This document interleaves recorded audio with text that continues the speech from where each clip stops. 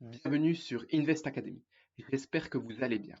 Ici, on ne parle pas de spéculation, mais bien d'investissement en bourse à long terme sur des sociétés de qualité.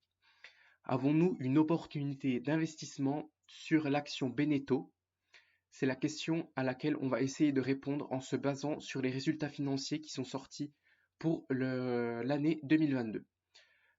Cette vidéo ne représente pas un conseil d'investissement, je suis juste un particulier qui partage son avis sur certaines valeurs et son expérience boursière. Je vais également faire une revue de Fountaine Pajot et Katana qui sont selon moi de très belles sociétés également. Ici, qu'est-ce qu'on nous dit? On nous dit que le broker Berenberg a ajusté la mire de 22 à 21 euros tout en restant à l'achat sur le groupe qui a fait part l'an passé d'un résultat opérationnel courant ROC de 154,7 millions d'euros, soit une marge de 10,3% en progression de 61,5% par rapport à 2021, 95,8 millions d'euros. Cette amélioration de 2,5 points de la marge opérationnelle courante est ressortie homogène entre les deux divisions. Bateau, plus 2,4 points à 10,5%, Habitat, 2,8 points à plus 8,9%. Elle s'explique par les effets combinés du surcroît d'activité des divisions Bateau et Habitat, plus 21 millions d'euros. Donc ici on a un effet volume. De la poursuite de la baisse des amortissements, plus 5 millions d'euros, et de la performance opérationnelle des équipes qui ont pu contenir l'impact des tensions sur les approvisionnements et de l'inflation. Donc ici on a eu un money pricing power, à mon avis, on a pu augmenter quelque peu les marges. Le résultat net a bondi de 40,5% à 103,1 millions d'euros. La trésorerie nette, après distribution de dividendes de 24,5 millions d'euros, s'élève à 211 millions d'euros. Au niveau des perspectives, on nous dit que pour 2023, on devrait dépasser 1,66 milliard d'euros de chiffre d'affaires, soit une croissance supérieure à 10% par rapport à 2022. Le ROC devrait être supérieur à 170 millions d'euros, donc stable. En ligne avec le nouveau cap de rentabilité, cette prévision pourrait être dépassée si les tensions sur les approvisionnements continuaient de se réduire. Odo BHF avait évoqué des résultats 2022 solides et supérieurs aux attentes de la place, tandis que 2023 sera une année de croissance soutenue comme souligné depuis de nombreux mois par l'analyste. La valorisation reste très modérée, valeur de l'entreprise sur le ROC à 6 fois. Au regard du potentiel de revalorisation des marges, le broker a réitéré ainsi son opinion surperformée avec un objectif de cours de 21 euros. Ports en Parc parlait quant à lui d'une excellente publication et d'une bonne visibilité sur 2023 et 2024 avec un management prudent, donc conservateur, laissant peu de place aux mauvaises surprises, sachant que les multiples sont toujours attractifs. Enterprise value sur sales, donc valeur d'entreprise sur chiffre d'affaires, 0,8 fois, estimé en 2023, et valeur d'entreprise sur EBIT, 5 fois. Donc ici, est-ce qu'on a une opportunité d'investissement après ces chiffres? C'est la question à laquelle on va essayer de répondre. Donc ici, 1 milliard 660 millions. Donc ici, je vais mettre 1 milliard 660 millions pour, on va mettre 2023. Je vous ai fait un petit document ici où je vous ai déjà tout répertorié et que je vais comparer à Beneteau et à Katana dans le cadre de ma revue du secteur. Pardon. Je dis tout le temps review en anglais, mais revue en français. Donc marge opérationnelle d'activité 10,3%, croissance du chiffre d'affaires sur 10 ans 6,53% par an sur ces 10 dernières années.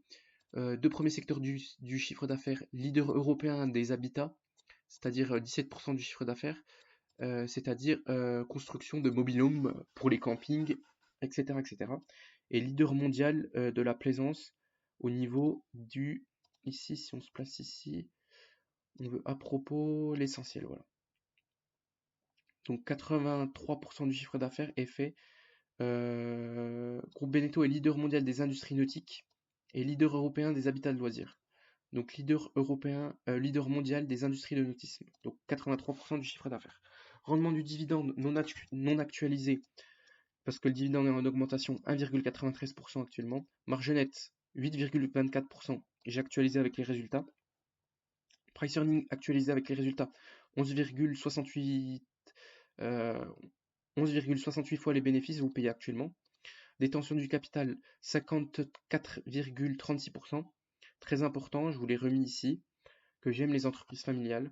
Les analyses réalisées par le Credit Suisse Research Institute sur de nombreuses années mettent en évidence que les entreprises familiales tendent à surperformer l'ensemble du marché, donc les entreprises non familiales. Cette surperformance n'est pas seulement attribuable à des résultats financiers supérieurs, donc on est plus conservateur dans les dépenses, on fait plus gaffe à maintenir des marges élevées, mais également à des facteurs tels qu'une approche des affaires long terme. Donc ici, on met des plans à 5-10 ans pour la croissance du chiffre d'affaires et les marges. Donc on a une approche plus long terme et une priorité accrue à l'innovation, c'est-à-dire plus de budget dans la recherche et développement. Donc on sait voilà pourquoi les sociétés familiales surperforment. ROCE, excellent cette année. Franchement, c'est vraiment pas mal, 32%. C'est-à-dire que la société investit 100 euros, elle reçoit 132 euros à la fin de l'année. Donc franchement, c'est excellent. Ça montre que la société va sortir quand même de bons résultats. Enterprise Value sur EBIT, on va mettre 2023 ici. On nous met ici, c'est non actualisé, on a 10,3. Mais ici, on voit que sur boursier.com, on nous met 5 fois estimé en 2023. Donc on va essayer de les croire, excusez-moi ici. J'étais en train de préparer la review de mon PEA pour le mois de mars. Et donc ça va sortir très rapidement également. Donc sur 5 ans, donc si on nous met sur 2023, on est à 5. Sur 5 ans, on est à 10,5. Donc on est très sous-évalué selon ça. On va passer tout de suite à l'évaluation de la société. Ici. Donc chiffre d'affaires ici. Est-ce que j'ai les revenus ici, total revenue en année financière pleine? Est-ce qu'on met sur 20 ans?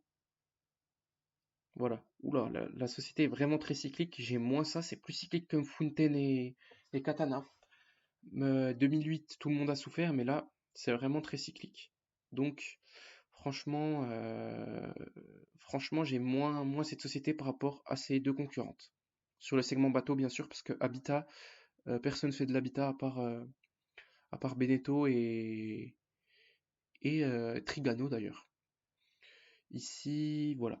Donc, cyclicité, ce que j'aime pas trop. Ici, on se replace là. Est-ce que les net income vont dans le sens des free cash flow ici? Hop, hop. On a perdu de l'argent. Faut savoir qu'on a perdu de l'argent en 2021, il me semble ici. Donc net income ici. Si je me mets sur les free cash flow, également ici, voilà. Pour pouvoir les mettre sur le même graphique ici, sur 20 ans. Vous voyez ici, on n'avait pas de free cash flow ou quasiment pas. Ici en 2019. Et ici en net income, on a perdu de l'argent en 2020. Donc c'est très cyclique, c'est pas très élevé. J'aime pas trop ça, même si actuellement on gagne de l'argent. Ici, voilà. Donc si on se place là, au niveau de la net income margin, ici on se met sur une moyenne, médiane. Ici, sur 20 ans, on a 4,5% de marge, sur 10 ans, 3%. Et sur ces 5 dernières années, 4,58. Donc sur 20 ans, je vais me placer à 4,5. Voilà ici. 4,5. Au niveau du price earning, ici à combien ça s'échange ce genre de société? Là, je sais pas. Je sais que Katana et Beneteau, Katana et Fountain, elles s'étaient échangées assez chèrement récemment. Sur ces 5 dernières années. Donc voilà, sur ces 20 dernières années, on est à 18. Sur ces 10 dernières années, on est à 23,5. Sur ces 5 dernières années, on est à combien? Sur ces 5 dernières années, on est à 15,3 pardon. Donc ici, on a combien forward? Ici, je vais prendre 15 fois les bénéfices. Ici, c'est assez conservateur quand même. Au niveau du nombre d'actions ici, on se retrouve là. Est-ce que le nombre d'actions est croissant ou il diminue dans le temps? Donc ici, on voit qu'il diminue. On aime bien ça. Donc 80,7 millions d'actions. Ici, 80,7 millions d'actions. Et ici, au niveau du rapport, ici, où je pouvais voir ici, on veut voir trésorerie. Dette. Est-ce qu'on a les dettes? Non, parce qu'on a que de la trésorerie. Trésorerie nette 211 millions d'euros. Voilà. Donc quand même, on a de la trésorerie pour faire face aux aléas. Ici, donc on met en négatif parce qu'on n'a pas de dette. Moins 211, c'est ça, 211 millions. Voilà, parfait. Est-ce que le dividende est safe ici? Est-ce qu'on a une indication sur les free cash flow? Free cash flow généré s'élève à 28 millions d'euros. Intègre un retour normatif. Trésorerie nette. Donc on a généré seulement 28 millions de free cash flow, c'est faible ça. C'est très très faible, hein, je trouve.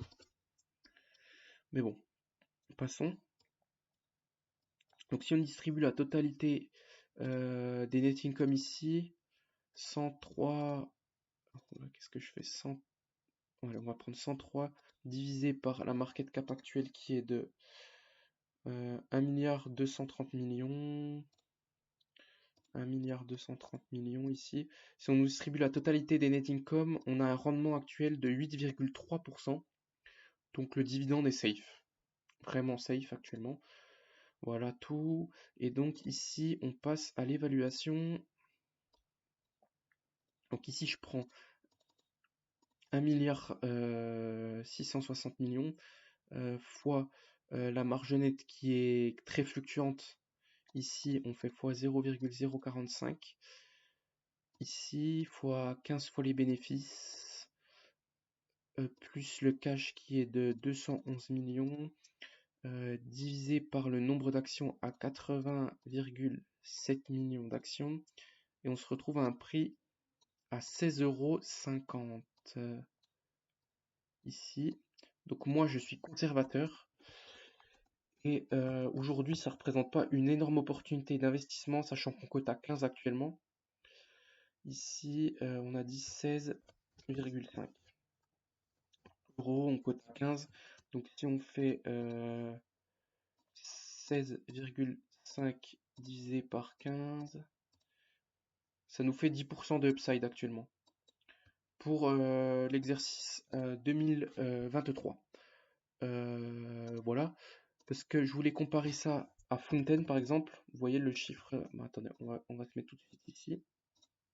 Voilà, on se met ici, on va se mettre au niveau des revenus. Voilà, donc revenus total last 12 months. Ici, je voulais les mettre en annuel comme ça. Ici, on cache ça. Voilà, on add Fountain.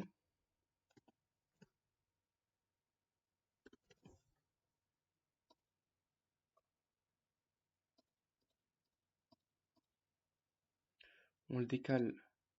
On voit ici que c'est beaucoup moins dégueulasse. Excusez-moi du terme. Ici, au niveau de la croissance des revenus. Et si on prend Katana, voilà, ici, pareil, on cache tout ça, ici, ici, ici, ici.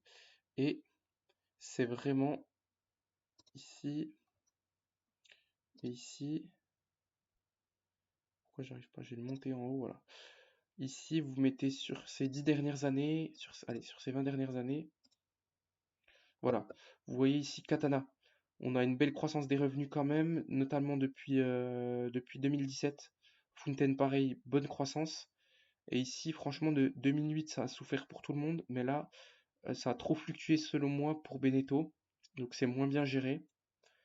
Et alors que ses concurrents, on a une très belle croissance. Donc selon moi, c'est moins qualitatif. Mais je vous ferai une analyse pour ces petits concurrents.